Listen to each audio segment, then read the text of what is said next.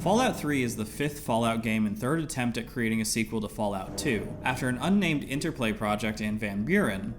Interplay had largely dissolved after sprawling larger than Brian Fargo could control, losing value and being sold off.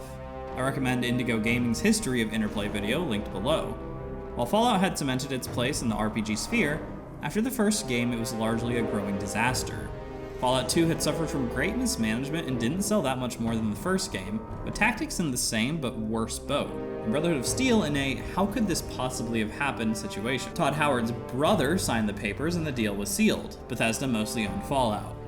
Bethesda actually seemed like the perfect company to take over Fallout in most aspects, except the 2 years prior to the release and to ISO lovers. Between Arena and Morrowind, the only flops were spin-offs, Redguard, Battlespire, and Shadowkeep. Prior to Elder Scrolls, Bethesda was a garage-based sweatshop to Terminator, so stat-heavy RPG experience, check. Post-apocalypse experience, check. The problem was Oblivion and its success that heavily influenced the development direction of Fallout 3.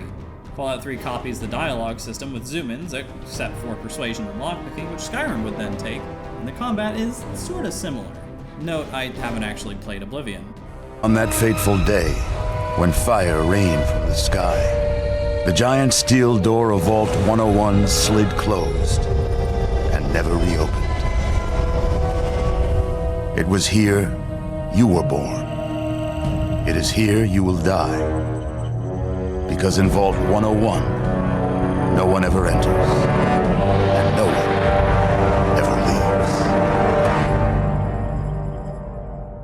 The opening of the game outright lies to us, which would be fine if it wasn't a generic narrator giving me the dialogue, which kind of takes away from the idea that it's an unreliable narrator. If it was my dad, the overseer, Amada, or the teacher, it would have been better sticking with that unreliable narrator. The start of the game is a bunch of snapshots of the main character's early life. As an infant, I can pick what I'll look like at 19. As a child, I can pick my special stats. As a tween, there's no actual important choice. It's just to get a bearing on controls, since story-wise, nothing really happens. Though following the Overseer lets me overhear some things, foreshadowing, I guess if it can be called that. Showed up because Amada's friends with the brat. Give them a few more minutes and then I want that place cleaned up and everybody back to work. Sure thing, sir.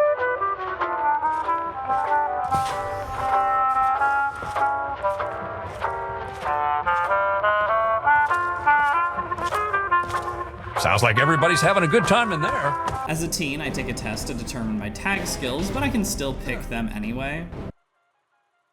Listen, I was just as obnoxious at your age. I didn't take the goat seriously, and look where I ended up. Just between you and me, the whole test is a joke. If you don't like the results, I can make your goat come out any way you want. Just let me know. As an adult, I'm awoken by my lifelong friend Amada, who gives me a 10mm. I'm told that the guards are attempting to kill me, which is kind of funny. Everyone and their mother has a problem with this, but like Fallout 2, we can just run through. Though here the problem isn't the dungeon, it's the story. The guards are apparently so indoctrinated by the Overseer that they're willing to kill us, the only son of the Doctor. Hey, I have the medicine bobblehead, so my skill is better than anyone here's, except for maybe Jonas, but ooh. Maybe the Overseer was threatening to take away their food ration 401B plan.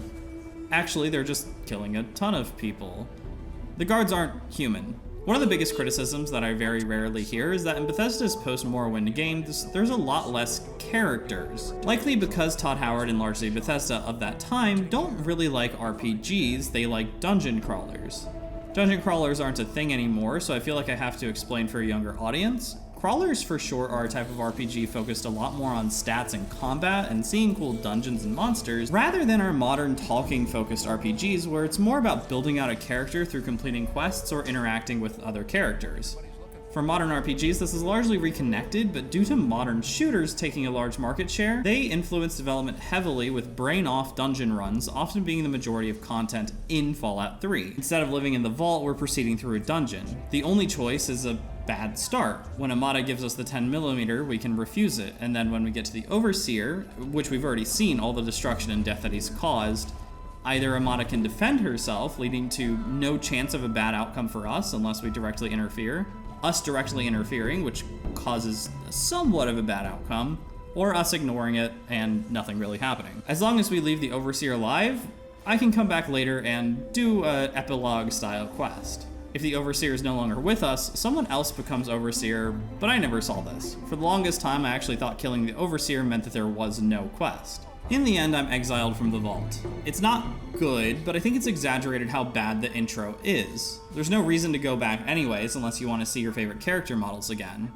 Part of the problem is the lack of how intertwined quests could be, and I'll get back to that, but basically I think the goal should be to reveal to the vault that the world isn't all that bad and should be opened up. Or maybe determine that the vault should be closed for another 100 years. This seems to be the direction that things were going, but every character refuses to leave the vault with us, and there's no content related to leaving the vault. After fixing all the problems with the other societies, it'd be easier to get the Dwellers on board, and easiest if going for an evil route in a Machiavellian sort of way. A problem I have with New Vegas is that I think it's slightly underwritten and just has some subjective problems I haven't worked through yet, while 3 is so underwritten that the best solutions aren't to patch the holes, but to write new replacement content due to just plain bad bones. Exiting the vault is where the character becomes free, something I felt 2 lacked, as no one really knows where we're from unless we say, and we've gone through enough violence that human life is up for moral debate. Here's my build. Strength is 6, since melee is good to conserve caps and condition, and frankly, the weight cap. Perception is 5, since there's a perk to raise it to 6, and a critical hit chance boost perk there. Endurance is 6 for health and damage resistance. Charisma is 1, since disposition is a meme when good karma exists.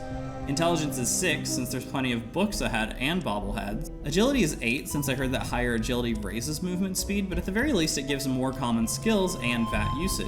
I can't confirm this anywhere, but the baby book text for agility says it helps me move faster. Post-game, agility does not actually increase movement speed. It's based on armor type, which seems to be split between light, medium, and heavy. In another playthrough, I'd reduce agility and put points into intelligence and then anything else, since I never really cared for VATs. Luck is 8, since I can get more criticals, since the damage is geared towards high single target hits rather than many smaller hits, and this will also turn every late game fight into a lot less of a slogfest. Tags are small guns, lockpick, and repair, but tags don't increase leveling the skill anymore. In Fallout 1 and 2, tag skills point increases were doubled, but here it's just 15 more points in a skill. Damage is mostly determined per weapon, but strength-based skills and luck directly increase damage output. Lockpick matters a lot since it and computers unlock safes and lockers. Lockpicking is typically the easier minigame, but forgoes a lot of lore gains through terminal diaries, but I don't care much for lore since all but the names are transient across the series. Repair is useful to combine broken weapons and make one in better condition, which is pretty important since I want to save time, and combining weapons in the field does just that. The camera opens on Megaton, and after some flashy flare, that's where I go. Megaton is a mess. It's called that for the Megaton bomb in the center of the city. Allegedly, the town exists because the bomb was a dud and struck far enough to open a ground well. Not only is the water extremely dirty, there's a river with better water only a couple miles away. While there are mutants and exiled Brotherhood roving most of the river, there's some areas with the most dangerous beings being Mirelurks and Raiders, with Raiders being a problem to Megaton anyway. Not that we see in-game, but there's a sniper for a reason. Probably. Plus, the mutants are at least our relatively recent addition compared to Megaton's lifespan. No, the reason we can't have a Budapest is to facilitate the Tenpenny Tower feud.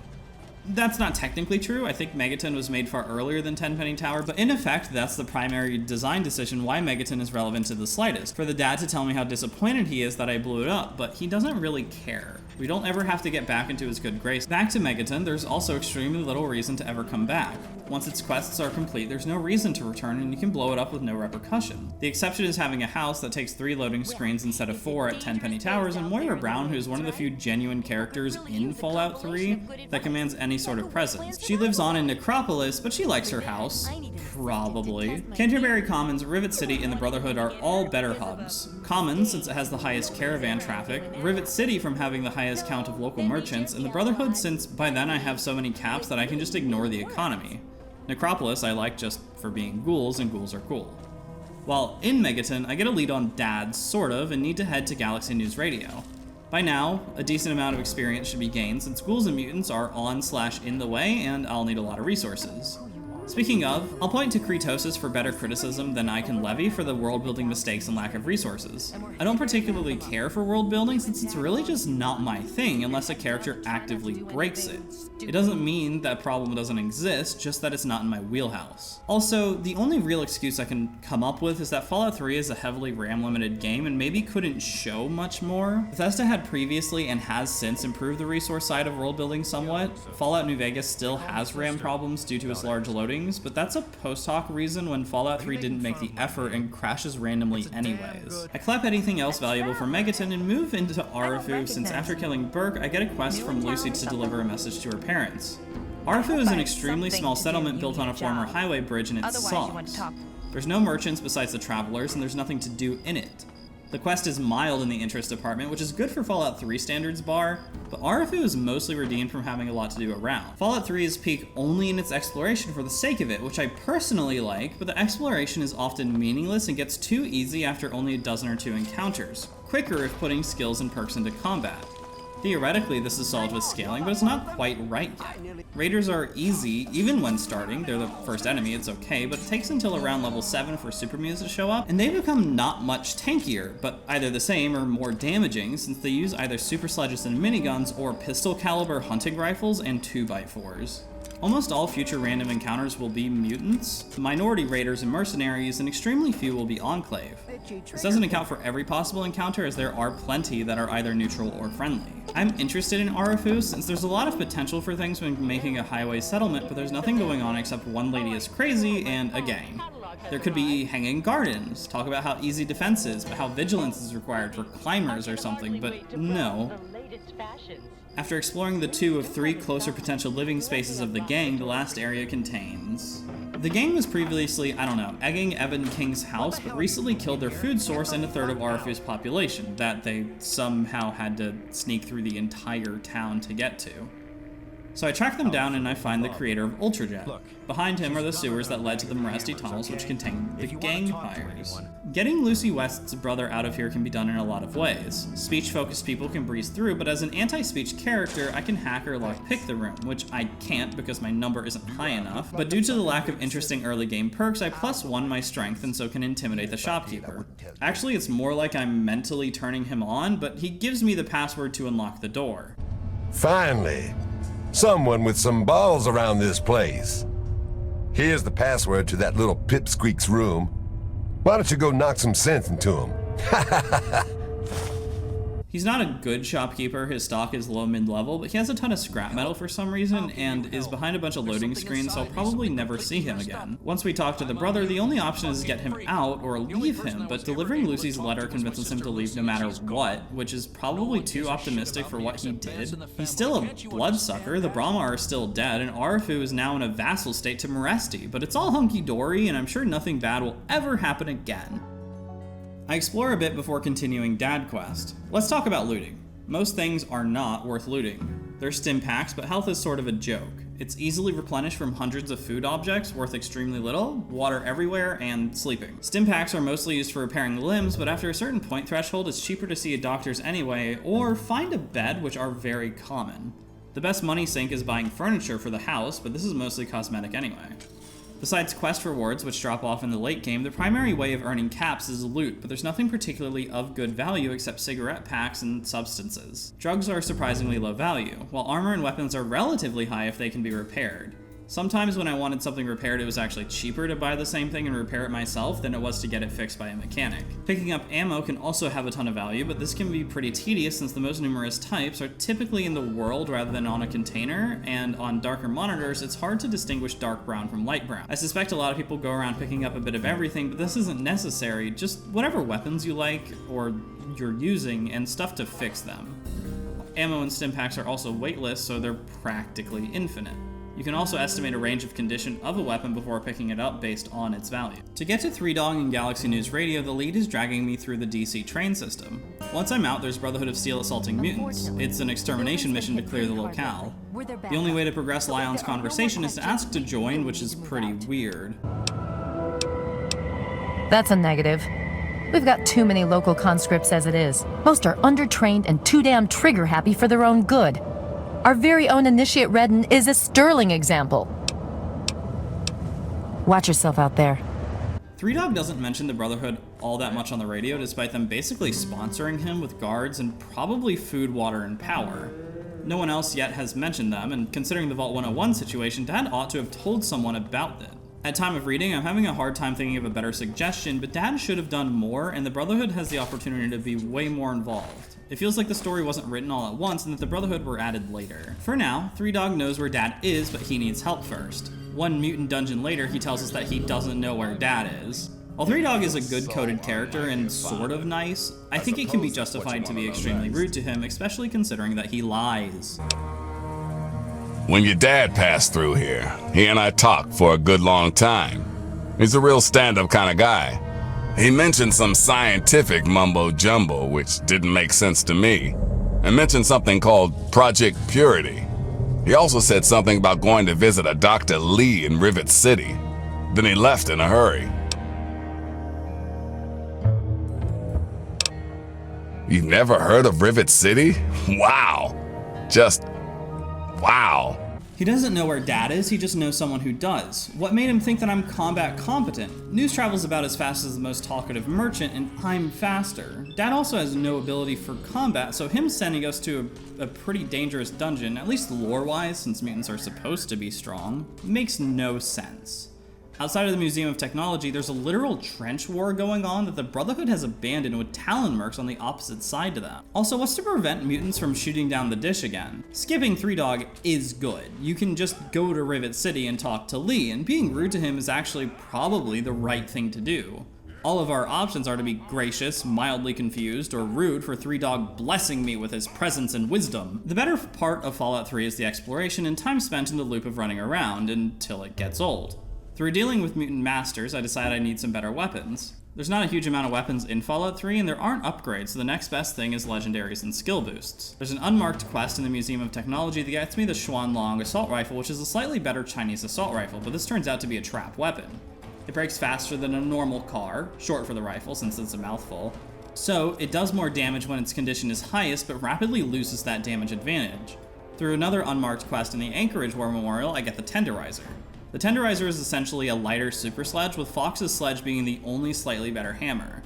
Another way to progress is to obtain bobbleheads, collectibles around the entire worldscape. These increase stats by 1 and skills by 10. I'm a little worried about skill points, and one of the best things to do for that is improve intelligence, the bobblehead for which is in Rivet City, and that's where I'm headed next. Rivet City is also a mess. Rivet City is built out of an old aircraft carrier based on the Essex class, which is sort of unimaginative. The carrier would be over 100 years old by the time a new hull should have been set down. I've seen online that it's based on the USS Oriskany, but that was sunk shortly before Interplay sold the rights to Bethesda. If it's based on a museum ship, it'd be better, and if it was based on any number of classes in the Cold War or anything modern, and it'd be maybe a little much, but better if it was based on the USS Abraham Lincoln, which is a Nimitz-class supercarrier. The internet wasn't old enough by the time of development to have these restricted boat tours available on YouTube or whatever, but besides that, Rivet City suffers from plain bad visual design.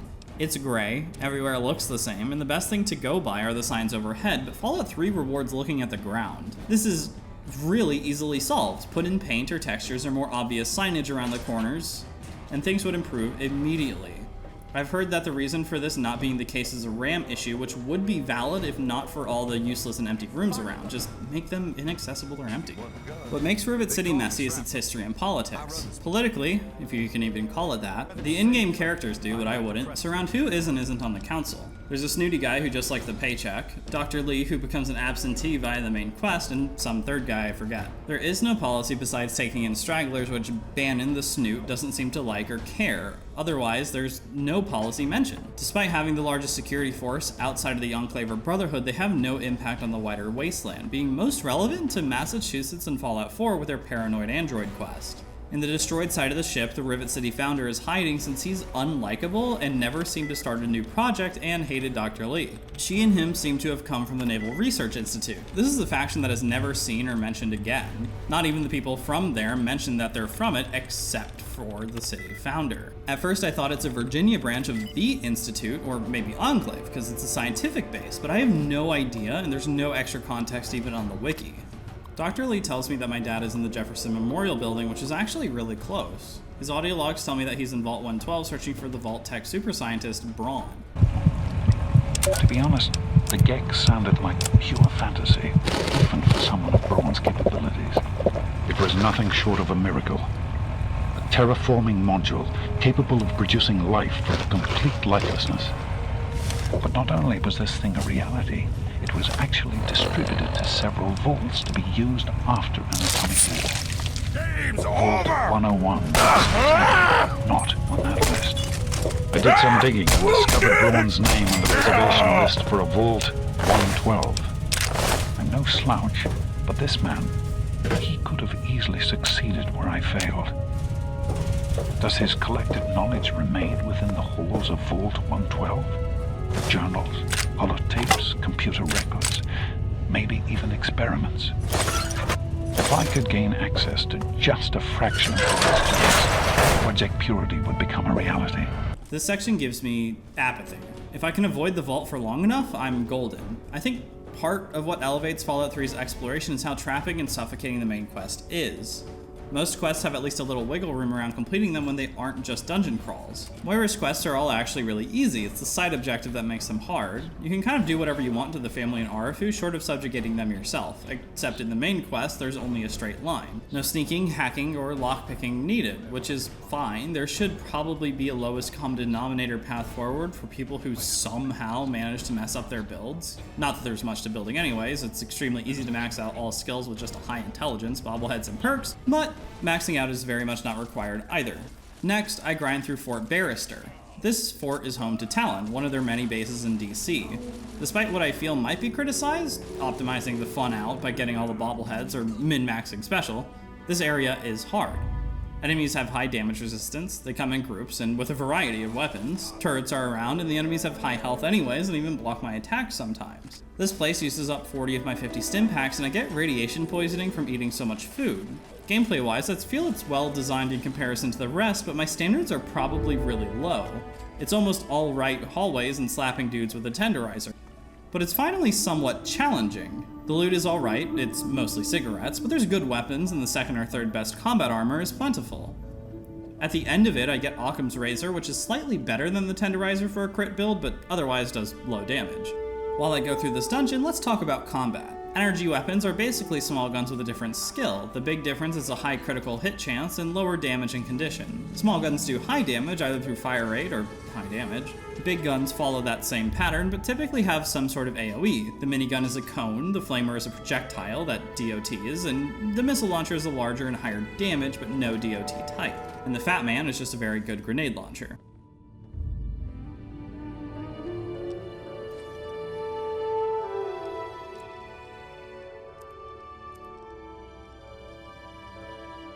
Due to their high damage and low weight, smaller laser guns are typically the mainstay of most reviewers. While melee weapons have similar characteristics, disregarding cover and distance is the Stim Pack Shredder. Melee comes back through VATS, giving a 50% damage buff, but I didn't use VATS all that much since it brings combat to a standstill. Even with a high agility score, the VATS still recharges too slowly and feels paltry for its intention to appealing to previous Fallout fans by simulating turn-based. It barely reflects the turn-based originals and is better at replicating the aim shot, which it seems like a lot of people got rid of through the fast fire trait anyway.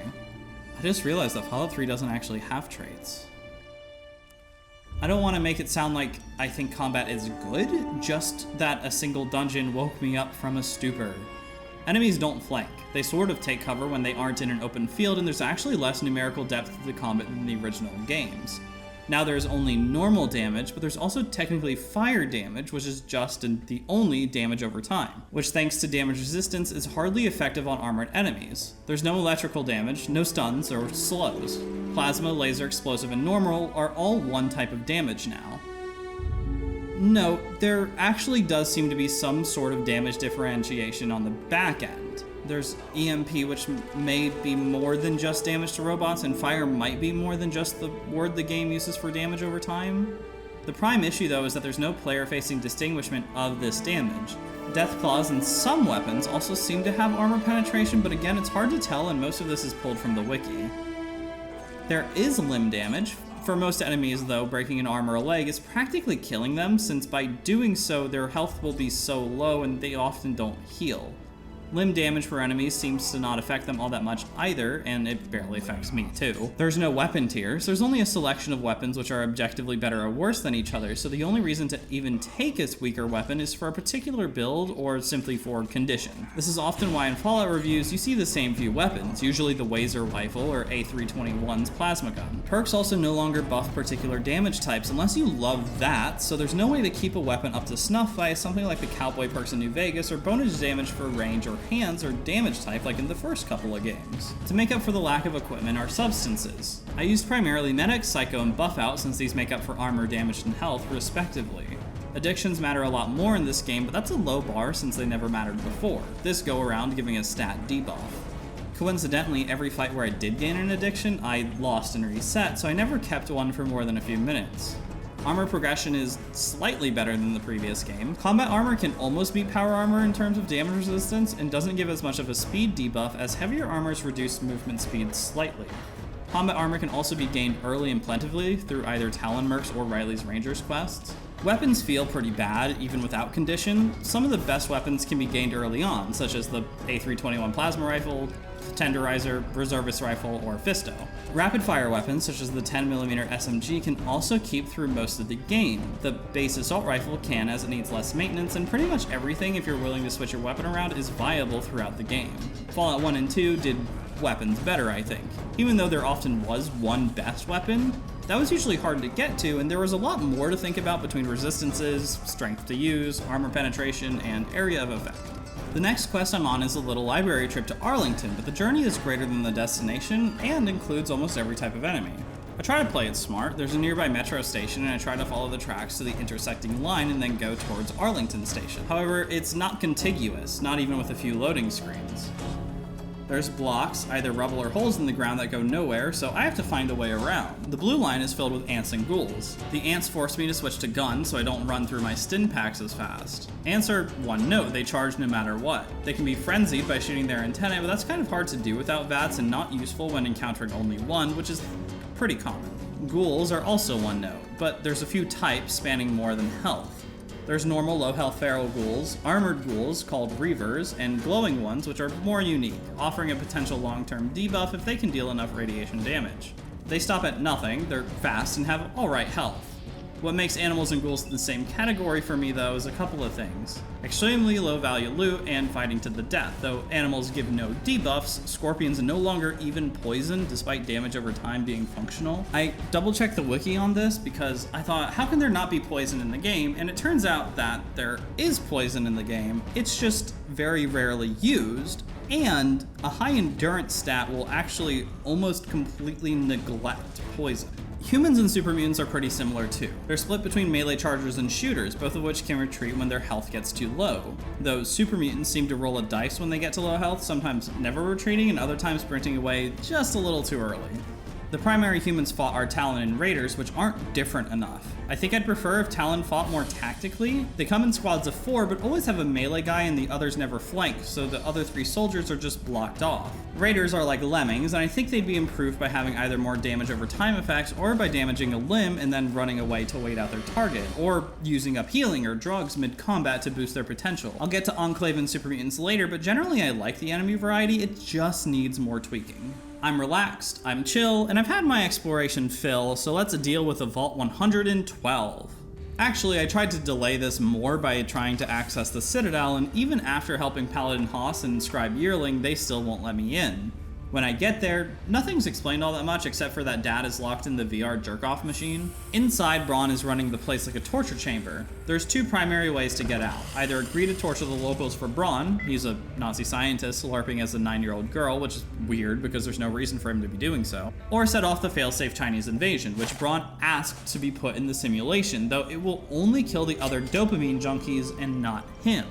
I'm unclear of what type of scientist Braun is, just that he's supposed to be a super scientist, but he's actually kind of dumb. There's actually a moral choice here.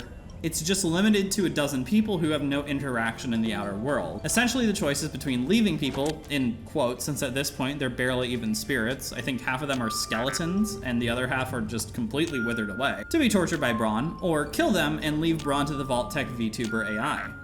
Helping Braun gets negative karma, and making him suffer marginally and deleting some extra programs gets us positive karma. If you hack the nearby terminal and go to the Overseer's office, we can find Braun mid-Succotron. Gagging aside, there's no more interactions here. There's no way we can save the people here or get Braun out of his cage.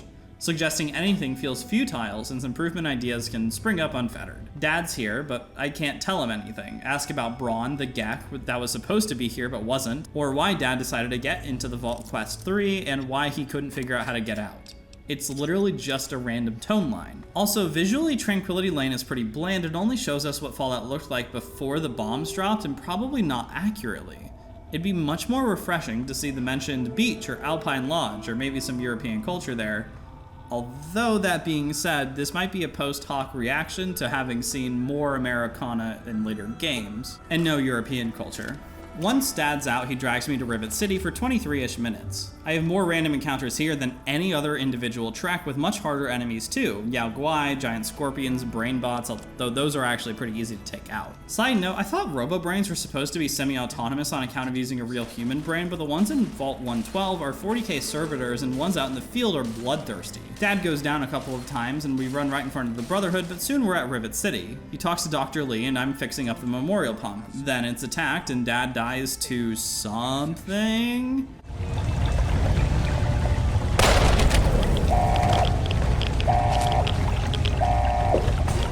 Run. Run!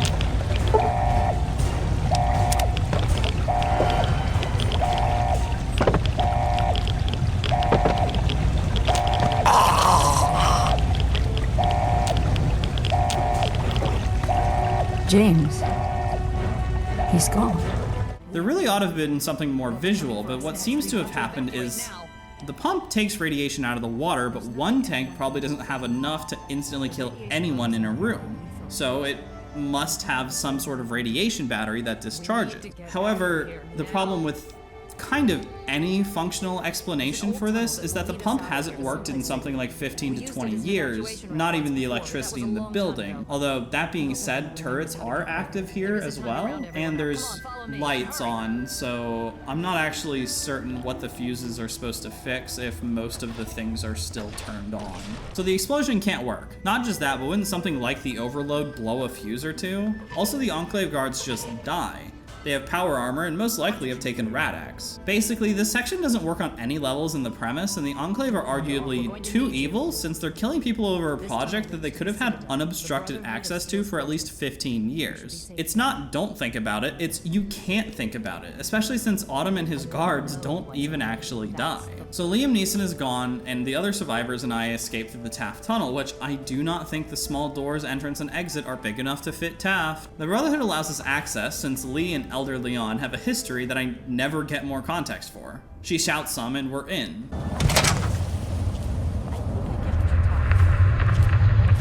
Madison, I'm surprised to see you here. What can I do for you? Don't talk down to me, Lyons. I had nowhere else to turn. You must help us. Project Purity has been overrun. Yes, I'd heard reports of an incident there. What details can you give us? The Enclave. They've attacked Project Purity. James is dead. There may be more, I don't know. You have to do something. Finally, the Brotherhood! I've seen dozens of videos complaining about the Brotherhood's presentation in Bethesda games. I don't have a problem with them becoming more friendly to Wastelanders, but the world is so broken and the Brotherhood is such a big target that I kind of get why they're so maligned. It makes sense that the Brotherhood would recruit more. Technically, they'd recruit Wastelanders in Fallout 1 and 2, with both main characters being contaminated by the outside. Tactics, they recruit Wasters up to being the highest rank even. There's a small lore dump that the state of Maxon exists around the Lost Hills bunkers, but that there's a great deal of strife.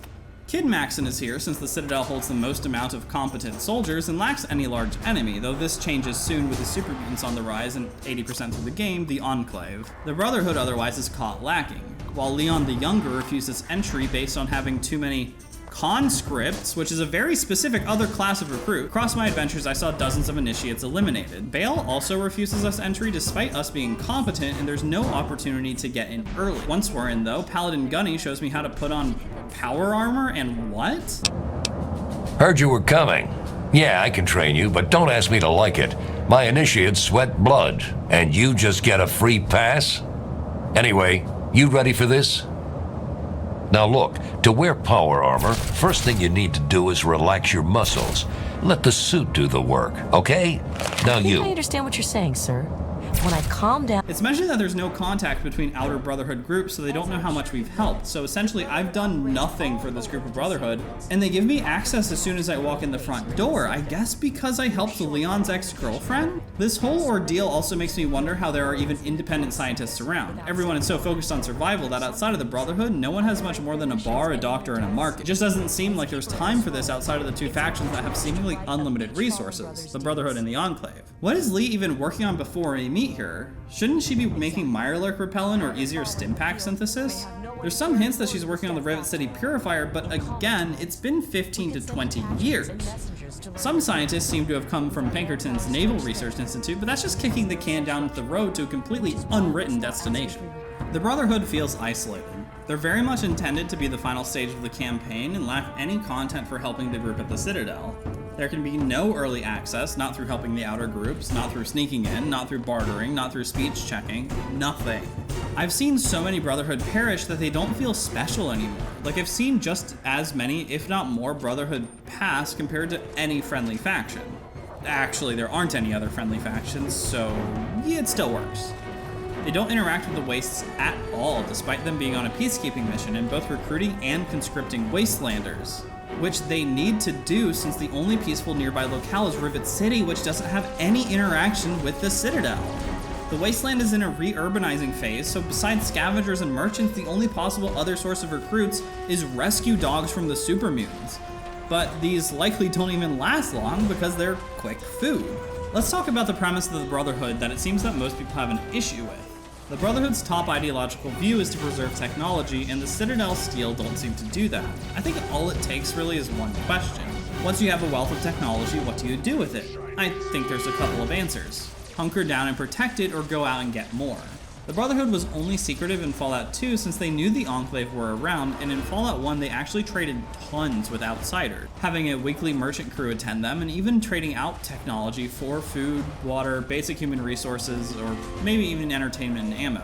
They'd also just go searching for valuables, both in the Glow and in the Hub, and most people in the California Wastes knew about the Brotherhood. In 2, they also knew some, but this was because they had outposts scattered, answering questions, and while not open to recruitment, they also had no hub, and the joining is a lot less official. So in between 2 and 3, when the Brotherhood has gained a wealth of tech, recruits, and lacks any big enemy, they send out blimps, which is pretty dumb. The hover carrier from the Avengers is more believable, and there's no large source of gas for a dirigible. Tactics isn't supposed to be canon, but a couple of writers have mentioned taking a lot of inspiration and lore from it. So there's the Midwest Brotherhood centered in Chicago, I think active around the time of Fallout 3. The Western Brotherhood, which is undergoing civil strife, so it makes sense to, as Brotherhood tradition goes, retreat to a safe, untouched area. The problem is the distance and the mode of transportation. I don't have much of an issue with the culture, just the usage and premise of the Brotherhood. Also, Leon should wear her helmet more. I think a lot of reviewers get the culture confused in with all the other problems the Brotherhood has, and yeah, it is a lot, but it's not exactly incongruent, since congruency doesn't really exist that much in the Fallout universe. And there's a lot of other premise problems that, from the previous games, make things worse here, such as the lack of vertibirds, lack of better laser weapons, which feel like a downgrade compared to the previous games. The armor definitely feels a lot weaker. The Brotherhood has no functional radio for some reason, despite us literally fixing the largest radio dish around, and all around being exclusively goody two-shoes, despite them being a literal military that should be focused much more on practical values. So, actually, I guess I do have a problem with their culture. We're in the end stretch, but I want to get some better stats. There are some bobbleheads located in areas that you would never think to look. Strength is in Lucas Sims' house, repair is in Evan King's house, etc. That being said, collecting all of them gives you a birth of content to do as so much as you enjoy Fallout 3's content. On that, completing Crowley's quests take me to places with decent uniques and bobbleheads, so if you're trying to go about exploration more naturally and rewardingly, his quest works really well. Unfortunately, I've hit my limit, so I'm changing this section's direction. The problem I'm having is that taken without a break, Fallout 3 questing is a series of same-colored tubes fighting mostly the same enemies, and going through the wastes is about the same. Late game, most of the raiders get replaced with Talon, who have the exact same equipment as all other Talon encounters. Enclave starts showing up, but they're far from a challenge, only risking my health when they bring in Deathclaw, who's more likely to attack them than me. The game can't keep pace with the player, besides adding more damage sponges, so the most I can do is get better armor. Tesla, which just drops on an Enclave now, and keep my ammo stocked up. I could boost my damage through bobbleheads and level ups, but is it really worth my time? For small guns, I'm nearing max, and the problem is the lack of ammo, which a couple of points would barely help with. For big guns, the late game takes place mostly in tight corridors, so AoE is a no-no. Melee at least is fine until I go up against Deathclaws or Yao Guai, which seem to ignore my damage resistance or just do so much that my armor is worthless. I want to make my recommendation clear before I get to the end game, since that's its own tragedy. I can only recommend Fallout 3 until the novelty wears off, which isn't much of a recommendation, so I guess I don't. Overall, if you haven't already, I don't think Fallout 3 is a good game to play. Almost everything in the game is very shallow. AI, combat, characters, and the only thing not in that bad of condition is exploration and the quest sending you to explore. Problem: Fallout New Vegas and 4 exist with typically equivalent or only a slightly higher price and are much better in most fields. The only thing in New Vegas that breaks it for me is really just the slides at the end and some premise writing, and Legion too sometimes, but in 3 it's nearly every person, hub, or faction that has some major issue. 4 improves crafting, maybe has a worse perk system. I'll get to the DLC to see if any of it is redeeming, but I can't recommend Fallout 3 in its current state. What it needs isn't a remaster, it needs to be redone almost across the board. The exceptions being Necropolis, which needs some work but has good bones, and I think the same goes for the Brotherhood. The only other redeeming factor for you watcher could be nostalgia, since Fallout 3 came out at a good time, and considering the absence of any RPG after Fallout 3's development, it can be considered acceptable quality for purely quality of life. But even those are outpaced by contemporaries and even by later Bethesda games. Just to cover my bases, you may have noticed that I haven't brought up companions, and that's because they're the worst of the series. Writing-wise, they're on par with Fallout 1's in that there's not much there, but utility-wise, they're worse, since they die to pretty much the first Deathclaw or Yao Guai they see. Except Fox, but he's unnaturally strong compared to the rest and probably the only lore-accurate mutant in the game, since he can take a couple of hits at least. A second problem with recommending the game is the frequent, seemingly untraceable crash bugs. While there's a lot of mods out there that help stability or outright fix hard crashes, your mileage may vary as there's still hundreds of posts from people who can't play the game due to these bugs. A Tale of Two Wastelands even might be more stable. The second to last area is Little Lamplight. The primary complaint I see about this area is that you can't commit a slaughter, but that's going pretty far for my taste, and that critique is rooted but deformed from a better critique. There's far too few ways to enter and proceed through Little Lamplight. The only option is to convince the guard at the door to enter. Sure, we could kill him if the censors at Bethesda allowed, but the real problem is being unable to sneak, destroy, or otherwise break into Little Lamplight. There's also no way to destroy the gate, get in through a back door, or circumvent the whole town and just go to Vault 87. You will literally die if you try to enter Vault 87 in a normal way.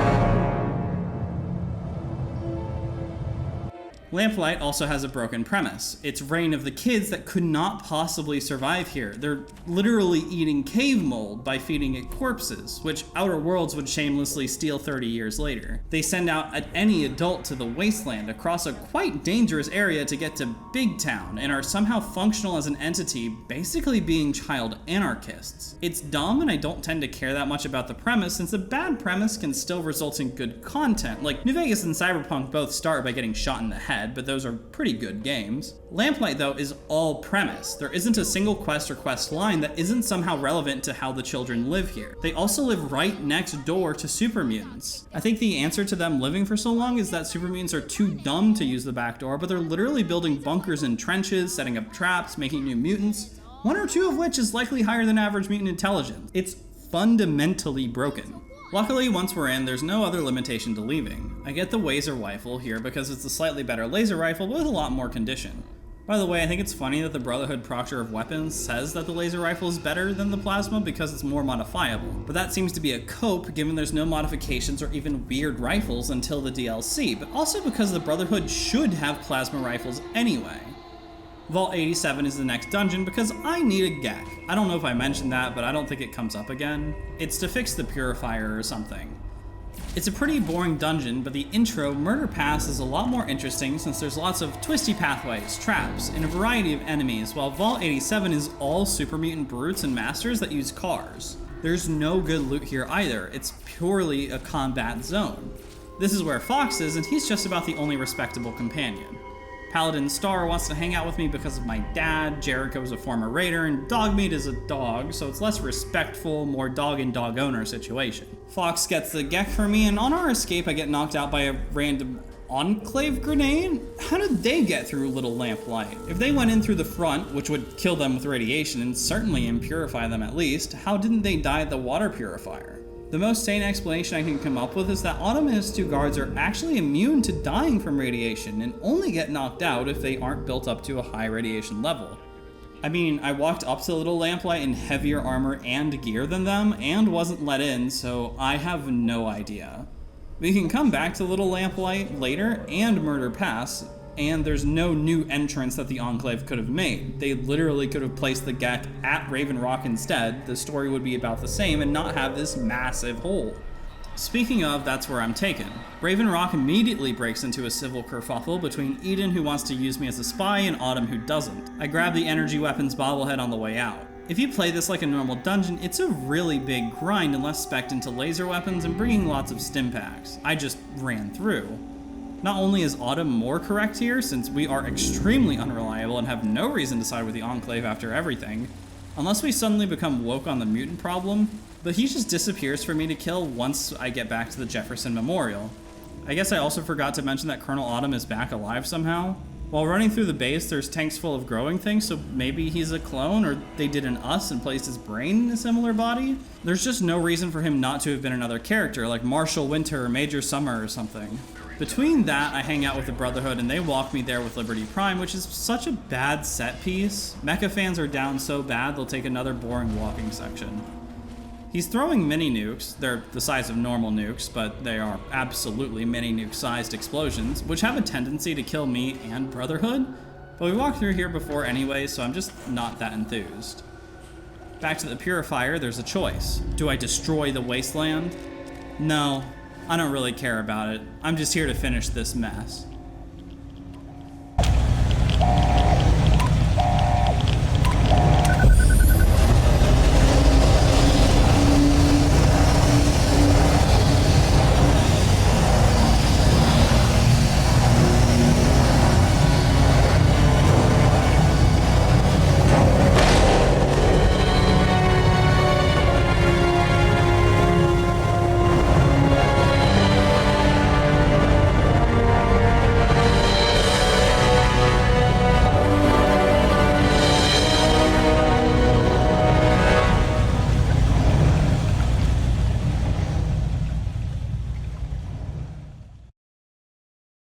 I wasn't going to mention it because the previous line is a pretty nice cutoff, but even though I don't care for them, I have to mention the end slides. I have a bad relationship with the end slides. As a kid, I just wanted to see every single one in New Vegas, and as an adult, I realize how ridiculous they are. The purpose is to serve either as a reminder or validation of the player's actions. It's more of a PowerPoint than anything else, but it's one of the more unique things about the series.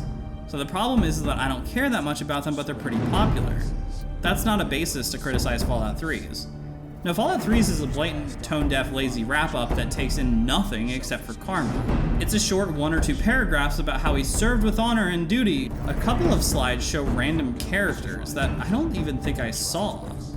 There's also a group photo of Lion's Pride Squad, and I didn't even want to join and didn't get to know. Worst ending ever.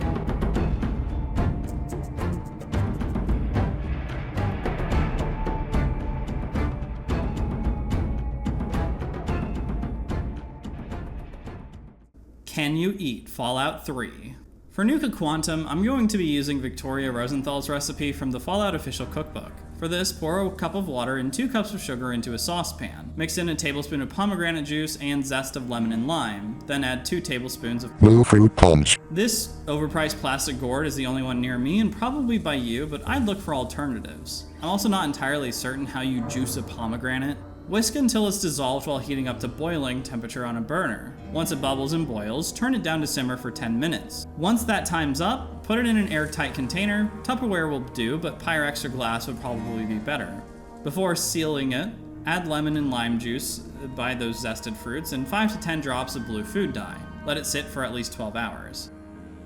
Mirelurk cakes are one of the only things that are even referenced to being cooked, besides maybe Raiders or Mutants cooking people, so I figured it's the most fitting. I like to get everything out right before I use it. Also, I'm halving this recipe. Put 5½ tablespoons of mayo in a bowl, 2 tablespoons of Dijon, half a teaspoon of Worcestershire sauce, a teaspoon of lemon juice and lemon zest, half a teaspoon of celery salt, some pepper, not specified, so I imagined black pepper.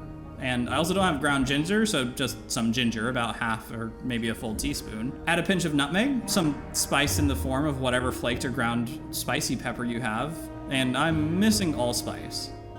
Problem, the taste profile seems everywhere. Mayo and Dijon is just the base, but even with a full recipe, the Worcestershire, celery salt, nutmeg, and allspice all seem like they're gonna get overtaken by the other flavors.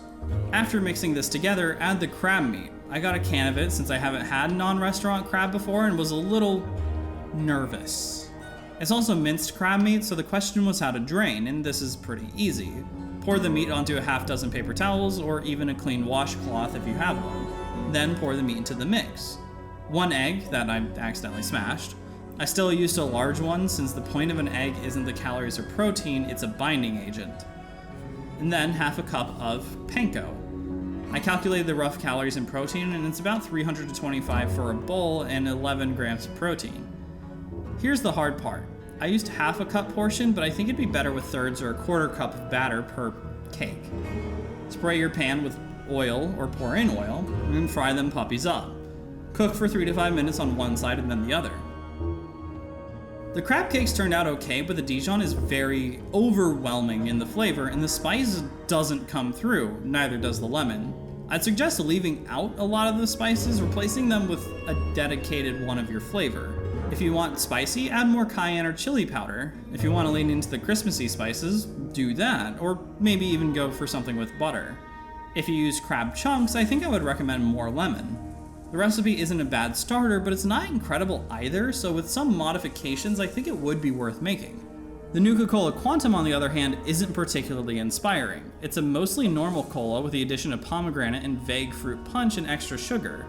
It isn't bad, but compared to the ordinary open cola recipe, or the Nuka-Cola, or even Babish's cola, it's not particularly anything. Is it good? Yeah, it's fine. It's even more flavorful than a normal bottled soda. It's just not unique enough for me and not quite reaching greatness. Now, could you eat this in FallOut 3? Crab cakes? No. It needs eggs, and there's no avians around, so if you want to use, like, what, a 1/100th of a Deathclaw egg? Tons of spices that would not be around, and lemons, which would not be around. So this is potentially impossible. The only things you could really get would be the crab and the breadcrumbs if you want to use stale cake. But there's also not corn or wheat growing in the capital wasteland, so there's no flour or breadcrumbs to use fresh. Mirelurks are also pretty dangerous. A facsimile could probably be made using Mirelurk meat and dirt or packaged flour or breadcrumbs, if they're still even available, but primarily this would have to be scavenged old bread, which would probably be moldy. Nuka-Cola would probably be possible short of the pomegranate juice. Sugar would likely be scavengeable either from the shelves or from something like frosting. It would just be hard to get lemons and limes and fruit punch and seltzer water. So while passable in real life, you probably couldn't eat these in FallOut 3, but in most of the other FallOut games, I think you could.